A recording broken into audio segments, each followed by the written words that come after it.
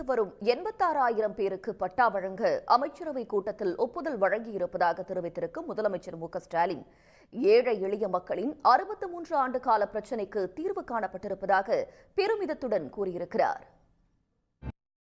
எம்ஜிஆர், ஜெயலலிதா உருவப்படங்கள் இடம்பெறாததற்கு எதிர்ப்பு தெரிவித்தே எடப்பாடி பழனிசாமிக்கான பாராட்டு விழாவை புறக்கணித்ததாக முன்னாள் அமைச்சர் செங்கோட்டையன் தெரிவித்திருக்கிறார். பாராட்டு விழா கட்சி கூட்டம் சார்ந்தது இல்லை என்பதால் முன்னாள் முதலமைச்சர்களின் புகைப்படங்கள் இடம்பெறவில்லை என்று ஜெயக்குமார் மழுப்பலாக பதிலளித்துள்ளார். முருகனின் அறுபடை வீடுகளில் 2ஆம் படை வீடான திருச்செந்தூர் சுப்பிரமணிய சுவாமி திருக்கோவில்.